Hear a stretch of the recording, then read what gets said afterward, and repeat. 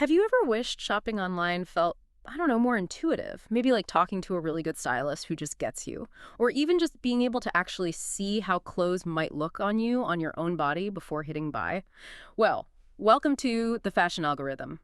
Today we're diving into something pretty big coming out of Google, some announcements that look set to really redefine how we find and buy products online, especially fashion. Yeah, we're looking at a recent piece from Business of Fashion. AI shopping is coming to Google. It covers what Google unveiled at their big I/O conference back on May 20th, 2025. It really gives us a peek into, well, the very near future of fashion e-commerce. Things are changing fast. Absolutely. So our mission today is to unpack these AI advancements. What do they really mean for you working in fashion e-commerce?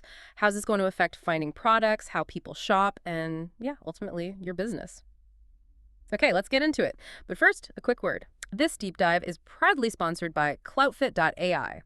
Cloutfit.ai connects influencer outfits right to your product inventory. It makes their content instantly shoppable, which means more sales and higher order value for you. Check them out at cloutfit.ai. That's CLOUTFIT.aari.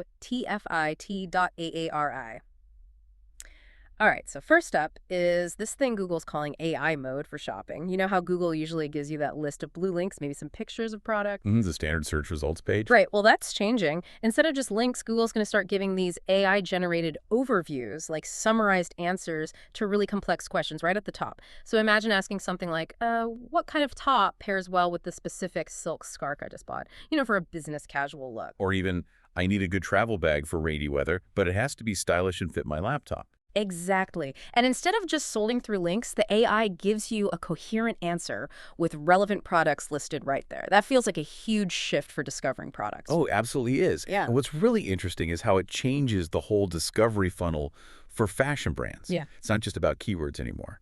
Now it's about, like, context and what the shopper actually intends or needs. Your product needs to pop up not just from a direct search, but because it fits a scenario the AI understands from, a more conversational question. Lillian Rinkin, she's Google's VP of product for Google Shopping, Yeah. basically said, this lets you have a tailored conversation with Google to find exactly what you want. A tailored conversation. Yeah. And think about how that helps shoppers. We all know how overwhelming online shopping can be, right? Too many options. Fashion execs point this out all the time. This AI mode is meant to cut through that noise, guiding you to things that actually fit those complex, maybe even vague criteria you started with. Less guesswork, less frustration. Okay, that makes sense. It sounds way more intuitive than just keyword matching. It's like semantic understanding. But does this mean, if Google's AI is doing the curating, does it end up favoring the big players, the ones with tons of perfectly structured data? Could it make it harder for smaller, unique brands to get found? That's a really important question.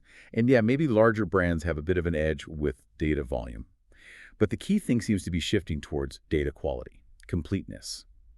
So for smaller brands, the focus needs to be on documenting everything. Material, fit, occasion, sustainability, unique design notes. Make it all accessible to Google systems. It becomes less about just having more data and more about how well your product info answers the AI's potential questions. So in a way, it could actually level the playing field if you invest in that detailed product info. Okay, so good data becomes even more critical. Got it. So AI mode tackles that initial discovery. Huge step. But maybe the biggest hurdle in buying clothes online is still, will it actually fit me? How will it look on me? Right. The million-dollar question. And that's where Google's next announcement comes in. This sounds like a genuine game changer for virtual try-on. For the first time, users can upload a full-length photo of themselves. Yeah, of themselves. To see how potentially millions of clothing items in Google's listings might actually look on their body. This is a massive leap. I mean, virtual try-on existed before, but it was always with, Those pre-selected models. Exactly. Or maybe just for sunglasses or something small. This is your photo, your shape. It gives you a much, much better idea. Imagine how much more confident you'd feel buying something. Totally.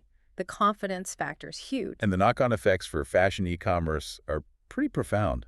Think about returns. That's a nightmare for online apparel, right? Yeah.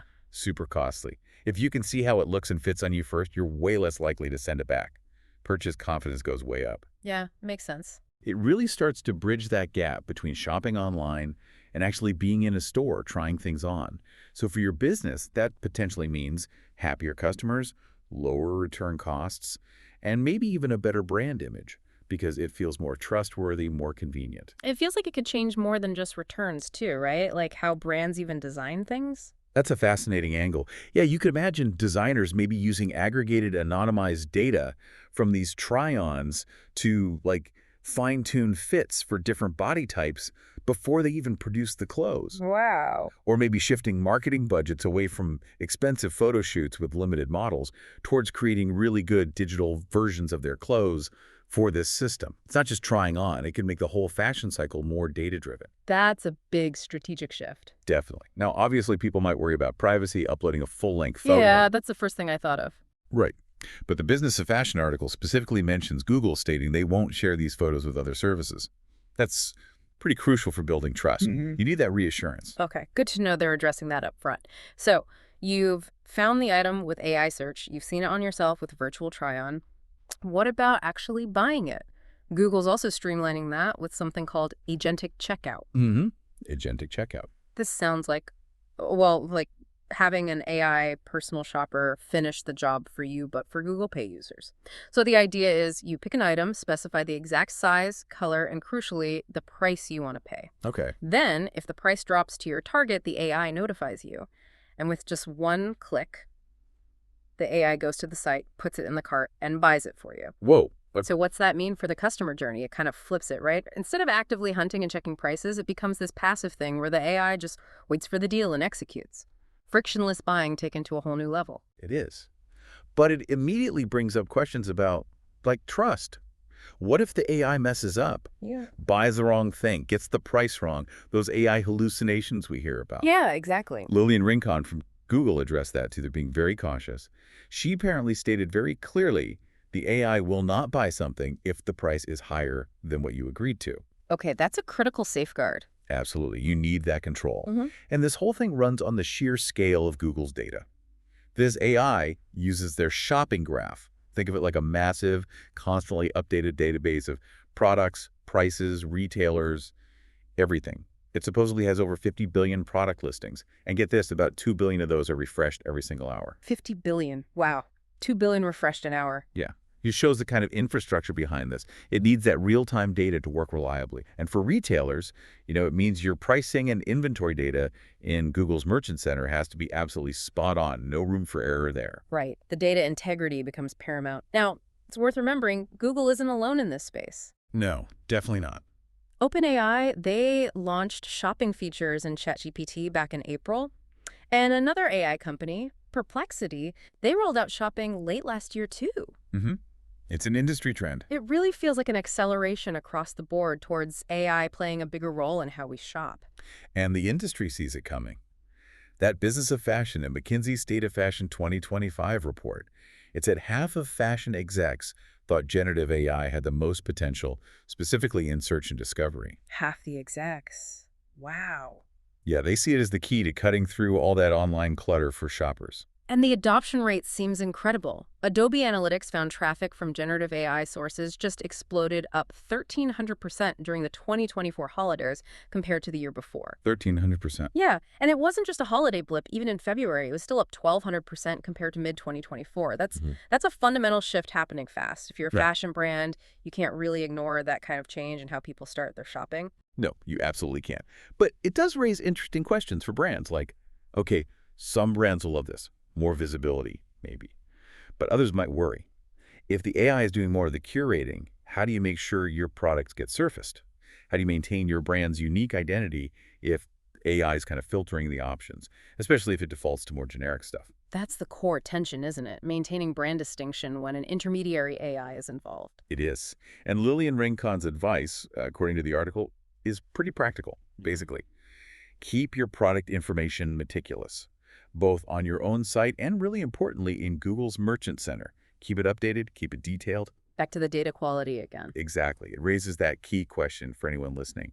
How are you preparing your product data right now? Is it ready for this AI-driven future?